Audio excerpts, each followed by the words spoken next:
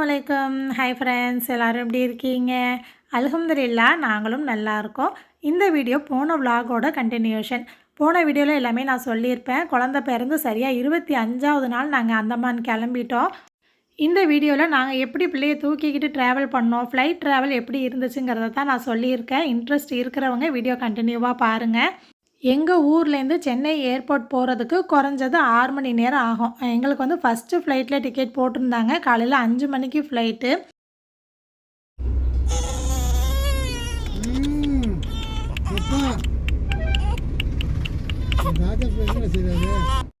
So இப்போ பார்த்தீங்க இல்லையா, கும்பகோணம் கிட்ட போகும்போதே இவர் அழுகைய ஆரம்பிச்சிட்டாரு.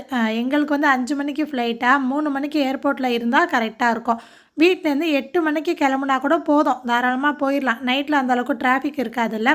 ஸோ நாங்கள் வந்து 6 மணிக்கே வீட்டிலேருந்து கிளம்பிட்டோம். ஏன்னா இவரும் அழுகுவார், இடையில ஃபீட் பண்ணுற மாதிரி இருக்கும். 2வது லக்கேஜும் வெயிட் அதிகமாக இருக்கா. ஸோ அங்கே போய் எவ்வளோ நேரம் நிற்க போகிறோன்னு தெரியல. அதனால் முன்னாடியே கிளம்புறது சேஃப் அப்படின்னு சொல்லிட்டு சீக்கிரமே கிளம்பியிருந்தோம். ஒரு 9-9:30 மணி போல் சாப்பிட்டுட்டு போயிடலாம் அப்படின்னு வடலூர்கிட்ட இந்த கிருஷ்ண பவன் அப்படின்னு சொல்லிட்டு ஒரு ரெஸ்டாரண்ட்டில் தான் சாப்பிட்டோம். ரொம்ப நல்லா இருந்துச்சு. நான் வந்து பொதுவாக ட்ராவலில் அவ்வளோவா சாப்பிட மாட்டேன். ஏன்னா நான் வந்து வாமிட் கேஸு. சின்ன வயசுலேருந்தே ட்ராவல் பண்ணும்போது ஒத்துக்காது, வாமிட் எடுக்க ஆரம்பிச்சிருவேன். அதுக்கு பயந்துக்கிட்டே அவ்வளோவா சாப்பிட மாட்டேன். ஆனால் இப்போ ஒரு 4-5 வருஷமாக கொஞ்சம் கண்ட்ரோல் ஆகிருக்கு. இருந்தாலும் உள்ளுக்குள்ளே பயம் இருந்துக்கிட்டே இருக்கும். அப்படியே சாப்பிட்ற மாதிரி வந்தால் கூட சும்மா லைட்டாக ஒரு இட்லி 2 இட்லி இந்த மாதிரி தான் சாப்பிடுவேன். ஆனால் இப்போ என்னால் சாப்பிடாம இருக்க முடியாது. பிள்ளைக்கு ஃபீட் பண்ணுறேன்னா, இப்போ முதல் நாள் 6 மணிக்கு நாங்கள் கிளம்பியிருக்கோம். மறுநாள் வந்து அங்கே வீட்டுக்கு போய் அந்தமான் போய் சேர்றதுக்கு 8-9 மணி ஆகிடும். அது வரையும்லாம் தாங்காது. ஸோ லைட் ஃபுட்டே கொஞ்சம் ஹெவியாக சாப்பிட்டுக்கிட்டேன். ஃபஸ்ட் டைமாக ட்ராவல் பண்ணும்போது இந்த அளவுக்கு நான் சாப்பிட்ருக்கேன். நாங்கள் காரில் வரும்போதும் கொஞ்சம் கொஞ்சம் அழுதுகிட்டே தான் இருந்தான். இப்போ தான் அசந்து தூங்குனானா, இந்த டைம்லேயே சாப்பிட்டா தான் உண்டு அப்படின்னு சொல்லிட்டு எல்லாருமே இறங்கி சாப்பிட்டுட்டோம். பக்கத்துலேயே பார்த்தீங்கன்னா இவருக்கும் ஒரு சீட்டில் இடம் போட்டுட்டோம். தூங்கிட்டு இருந்தான். பெட்டில் வச்சுருக்கிறதுனால கொஞ்சம் வசதியாக இருந்துச்சு. அதுக்காக தான் நான் இந்த மாதிரி பெட்டிலே வச்சு தூக்கிட்டு வந்தேன். ஏன்னா கையிலே வச்சுருக்கோம் அப்படின்னா பிள்ளைக்கும் உடம்பு வலிக்கும்ல. கிட்டத்தட்ட 12 மணி நேரம் ட்ராவல் பண்ணி போகிற மாதிரி இருக்கும். ஆனால் நம்ம வசதி பார்த்திங்கன்னா பெட்டை விட கையில் வச்சுருக்கிறது நமக்கு கொஞ்சம் ஈஸியாக இருக்கும். பெட்டுங்கும்போது இன்னும் கொஞ்சம் அகலப்படுத்தி கையில் பிடிச்சிக்கிற மாதிரி இருக்கா, கொஞ்சம் கொஞ்சம் கையை வலிச்சுக்கிட்டு தான் இருந்துச்சு. கார்லேயும் ஏசி போட்டிருப்போம். பெட்டுங்கும்போது கொஞ்சம் அவனுக்கும் அணைச்ச மாதிரி இருக்கும், குளிராமல் இருக்கும் அப்படின்னு சொல்லிட்டு ஏசி வரைக்கும் நான் பெட்லேயே தான் வச்சுருந்தேன். முன் சீட்டில் அம்மா உட்காந்துருந்தாங்க. நடுவில் வந்து நானும் அர்ஷானும் உட்காந்துருந்தோமா. அர்ஷானும் சின்ன பிள்ளை தானே, தூக்கம் வருது அப்படின்னு சொல்லிட்டு நாங்கள் வீட்டிலேருந்து வரும்போதே நல்லா 2-3 தலகாணிலாம் கொண்டு வந்திருந்தோம். எனக்கும் முதுகில் போட்டுக்கிறதுக்கு, அர்ஷானும் படுத்துக்கிறதுக்கு அப்படின்னு. அவன் நல்லா காலெலாம் நீட்டி பெட்டு மாதிரி படுத்து தூங்கிட்டான். பிள்ளையை வந்து நானும் பூவாவும் மாற்றி மாற்றி தான் வச்சுருந்தோமா. 2 பேருமே தூங்கவே இல்லை. எனக்கு வந்து எப்படா ஏர்போர்ட் வரோங்கிற மாதிரி ஆயிடுச்சு. சரியான பேக் பெயின் வந்துருச்சு. நாங்கள் எப்போதும் வர ரோடு வந்து சரியில்லைன்னு சொல்லிவிட்டு எங்கள் பாப்பு பாண்டிச்சேரி வழியாக தான் வந்தாங்க. அங்கே ரோடு நல்லாயிருக்கும், பெயின் இருக்காது அப்படின்னு சொல்லிட்டு. ஆனால் உட்கார தான் முடியல. ஒரு வழியாக ஏர்போர்ட் வந்துட்டோம்.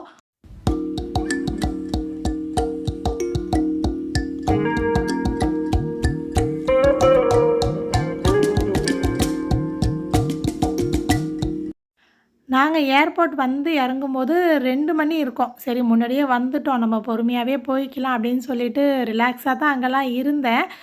நம்ம டொமஸ்டிக் தான் இல்லையா, அதனால் இன்டர்நேஷ்னல்லாம் தாண்டி டொமஸ்டிக் பக்கம் போயாச்சு. இப்போ எங்களை இங்கே இறக்கி விட்டுட்டு நான் லக்கேஜ்லாம் போட்டுட்டு செக்யூரிட்டி செக்கப்லாம் முடிச்சுட்டு உள்ளே போய் உட்காந்துருக்கேன்னு சொல்லுவேன் பாருங்கள். அது வரையும் எங்கள் பாப்பு இங்கே தான் இருப்பாங்க, எப்போதுமே போக மாட்டாங்க. நீ எல்லாத்தையும் முடிச்சுட்டு எனக்கு ஃபோன் பண்ணுமா, அப்புறம் தான் நான் கிளம்புவேன் அப்படின்னு சொல்லுவாங்க.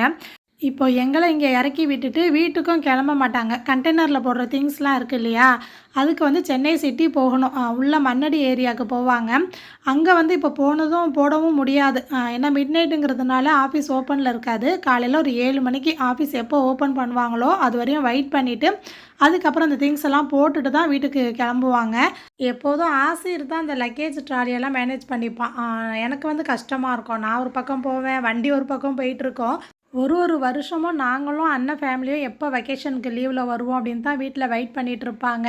ஒரு ஸ்டேஜில் நம்மளை பெற்றவங்களுக்கு நம்ம மேலே இருக்கிற பிரியத்தை விட பேர பிள்ளைங்க மேலே இருக்கிற பாசம்தான் அதிகம். என் பசங்களும் என் அண்ணன் பசங்களும் சரி, அத்தா அப்புவாட்டே இருக்கிறீங்களா அப்படின்னு கேட்டால் இப்போவும் ஊன்னு சொல்லுவாங்க.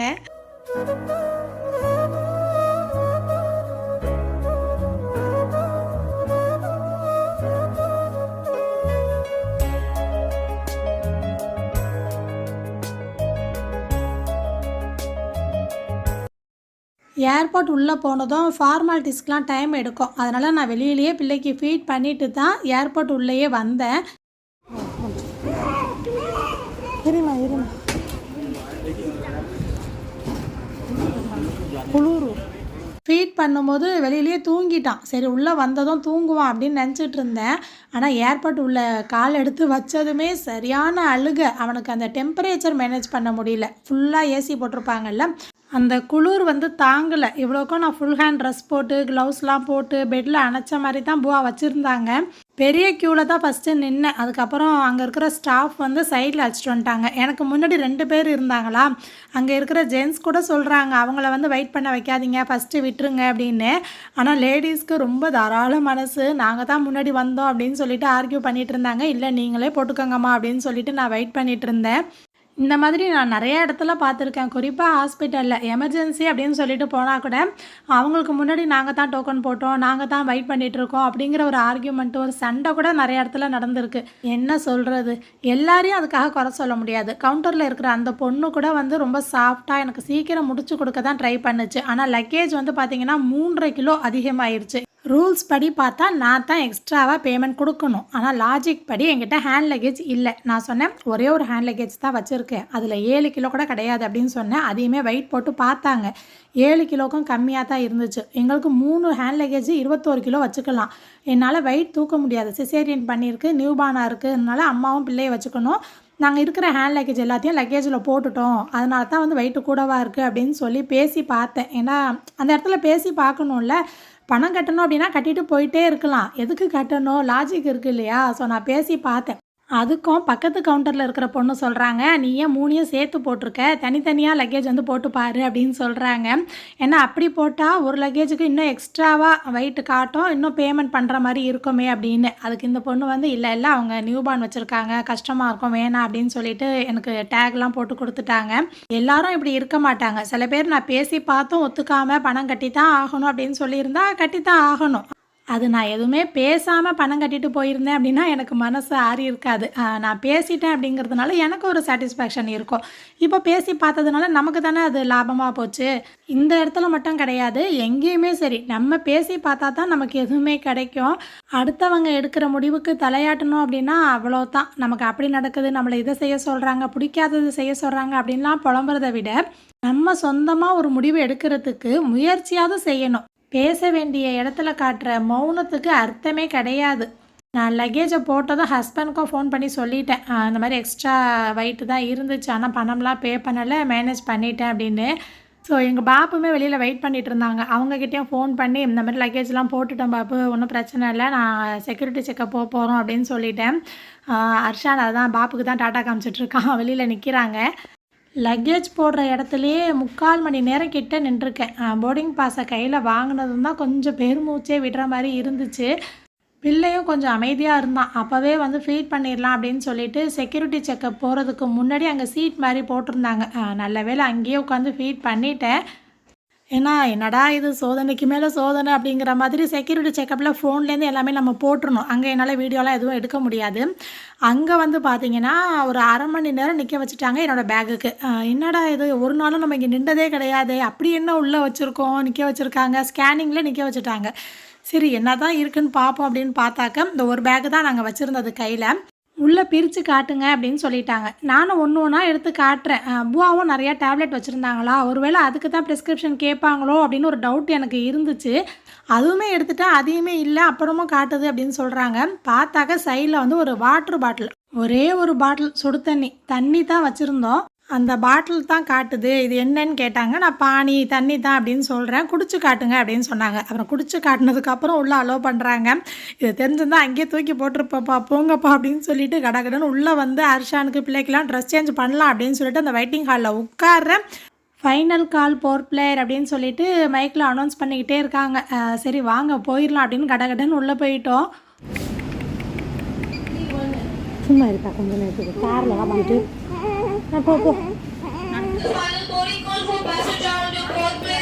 இந்த ரணகலத்திலையும் உனக்கு வீடியோ எடுக்க முடியுதா அப்படின்னு தான் என் மைண்டு சொல்லிகிட்டு இருந்துச்சு.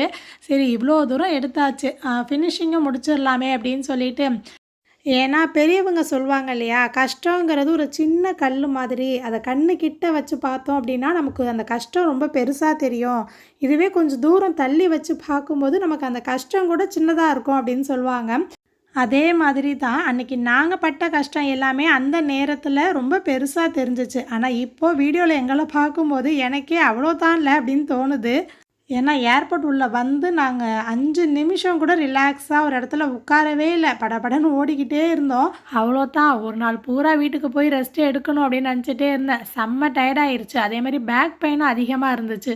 மாஷா அல்லாஹ் குட்டிமா வந்து ஃபர்ஸ்ட் டைமா ஃப்ளைட்ல ஏறுறாங்க.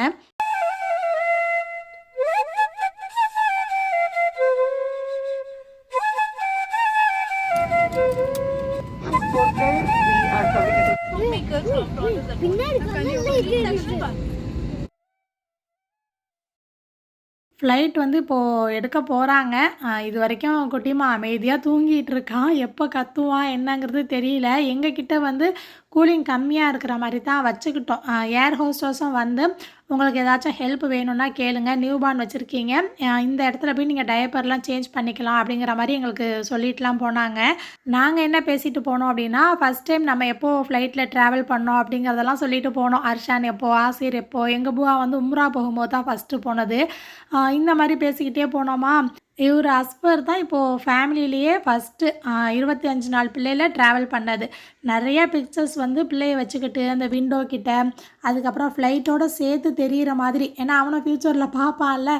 ஸோ அதனால் அந்த மாதிரிலாம் நிறையா பிக்சர்ஸ், வீடியோஸ்லாம் வந்து எடுத்திருந்தேன். அது வரையும் கொஞ்சம் அமைதியாக இருந்தான். சரி அமைதியாக இருக்கும்போதே எடுத்துடலாம் அப்படின்னு சொல்லி எடுத்துகிட்டு இருந்தேன். மிட் நைட்டாக சென்னை சிட்டி வியூ வந்து பார்க்க அழகாக இருந்துச்சு.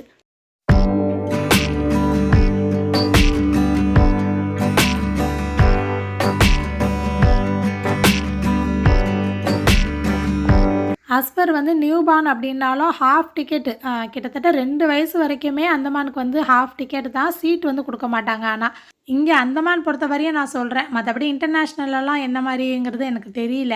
ஒரு அரை மணி நேரம் தூங்கிட்டு இருந்தான். அதுக்கப்புறம் கத்த ஆரம்பிச்சிட்டான். அவனுக்கு குளிர் வந்துருச்சு. நானும் அணைச்ச மாதிரி வச்சுக்கிட்டு மேலே டவல்லாம் போட்டு என் ஷால்லாம் போட்டு கவர் பண்ணி வச்சுருந்தேன். புவா கொஞ்சம் நேரம் வச்சுக்கிறேன் அப்படின்னு சொன்னாங்க. நான் கொஞ்சம் அசைஞ்சு லேசாக அவனை இந்த பக்கம் பெரட்டுனா கூட கத்த ஆரம்பிச்சிடுறான். இல்லை வேணாம்மா நானே வச்சுக்கிறேன், என் ஹீட்லேயே இருக்கட்டும் அப்படின்னு சொல்லிட்டு நல்லா அணைச்ச மாதிரி கிட்டத்தட்ட 2.25 மணி நேரம் ட்ராவல் பண்ணி போகணும். அவ்வளோ நேரமும் நான் அப்படியே வச்சுக்கிட்டே உட்காந்துருந்தேன். எனக்கு இவ்வளோ கஷ்டமாக இருக்கும் அப்படின்னு தெரியாது. நியூ பார்ன் தான், சின்ன பிள்ளை தானே, ஈஸியாக நம்ம தூக்கிட்டு போயிடலாம் அப்படின்னு தான் நான் நினச்சேன். ஒரு ஸ்டேஜில் வந்து எனக்கே லோ பேட்ரி ஆகிட்டேன். நான் சுத்தமாக எனர்ஜி இல்லை. நான் கஷ்டப்பட்டதை விட அந்த டைமில் யோசித்தேன், இந்த பிள்ளைக்கு எவ்வளோ கஷ்டமாக இருக்கும். ஏன்னா நேற்று நாங்கள் சாயந்தரம் 6 மணிக்கு வீட்டில் கிளம்புனது. இப்போது லேண்ட் ஆகும்போது 7 மணி. அதுக்கப்புறம் நாங்கள் லக்கேஜ் எடுத்து வீட்டுக்கு போக 8 மணி ஆயிடுச்சு. இவ்வளோ நேரம் அந்த பிள்ளைக்கு உடம்பெல்லாம் வலிக்கும் இல்லையா. அப்புறம் நல்லா பச்சை பசேல்னு இந்த குட்டி குட்டி தீவாக தெரிய ஆரம்பிச்சிச்சா, அபுவாட்டெல்லாம் காமிச்சிக்கிட்டே போனோம் நானும் அர்ஷானும். அந்தமானில் வந்து மொத்தம் 519 521 தெரியல, சரியாக ஞாபகம் இல்லை. அத்தனை தீவு இருக்குது. எல்லா தீவுலேயும் மனுஷங்க கிடையாது. இந்த மாதிரி வந்து காடாக இருக்கும். கடலுக்கு நடுவில் அழகாக குட்டி குட்டியாக தெரியும். இன்னொரு சைடில் ஃப்ளைட்டு போயிருந்துச்சு அப்படின்னா இன்னும் சின்ன சின்ன தீவு வந்து நல்லா ரவுண்டாக அழகாக தெரியும். அப்படிலாம் சொல்லிக்கிட்டு இதெல்லாம் காமிச்சிக்கிட்டே போனோம். என்ன தான் வந்து அந்த மெயினான இடம் தீவுக்கு வந்தாலுமே அதிகமாக பில்டிங்ஸ் இருக்காது. நல்லா பச்சை பசேல்னு இருக்கும் ஊர் அப்படின்னு சொல்லிக்கிட்டே போனேன். நிறைய சோலார்லாம் போட்டிருப்பாங்கம்மா அப்படின்னு சொல்லிட்டு காமிச்சிக்கிட்டே போயிட்டு இருந்தோம். அந்தமான் வந்து டூரிஸ்ட் இடம் இல்லையா. ஸோ இந்த வீடியோ பார்க்குற நீங்கள் உங்களை தான் சொல்கிறேன். இன்ஷா அல்லாஹ் அந்தமான் வாங்க. உங்களுக்கு செயற்கையாக எதுவும் வேணாம், இயற்கையை பார்த்து நாங்கள் ரசிக்கணும், ரிலாக்ஸாக இருக்கணும், அமைதியாக இருக்கணும் அப்படின்னா அந்தமான் வாங்க, உங்களுக்கு பிடிக்கும் கண்டிப்பாக. எங்கள் புவாவும் ஃபஸ்ட் டைம், அஸ்பரும் ஃபஸ்ட் டைமா, அதனால் அர்ஷான் வந்து புவாட்டியும் சொல்லிச்சு, புவா வெல்கம் டு அந்தமான் அப்படின்னு சொன்னான். அதே மாதிரி குட்டி பையனுக்கும் சொன்னான்.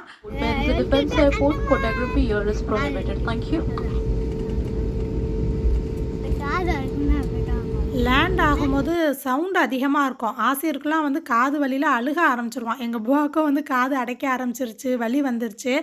நான் பிள்ளைக்கு தான் வலிக்குமோ அழுவோம் அப்படின்னு நினச்சேன். ஆனால் அந்த அளவுக்கு அழுவலை. 25 days.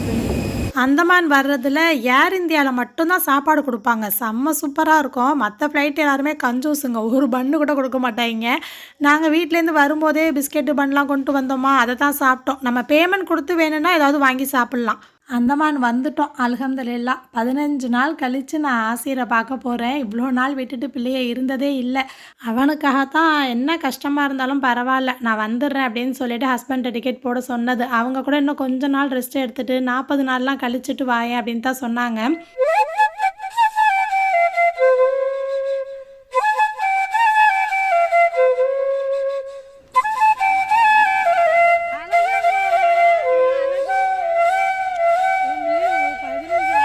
நாங்கள் எப்படி அந்தமான்லேருந்து போனோமோ அதே மாதிரி நல்லபடியாக பிள்ளை பிறந்து மறுபடியும் அந்தமானுக்கு வந்துடணும் அப்படின்னு தான் நாங்கள் அதிகமாக துவா செஞ்சோம். அல்ஹம்துலில்லாஹ் ஒரு வழியாக வந்து இறங்கிட்டோம்.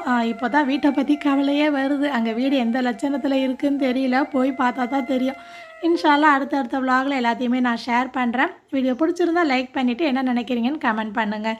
வீடியோ ஃபுல்லாக பார்த்தவங்களுக்கு தேங்க்யூ.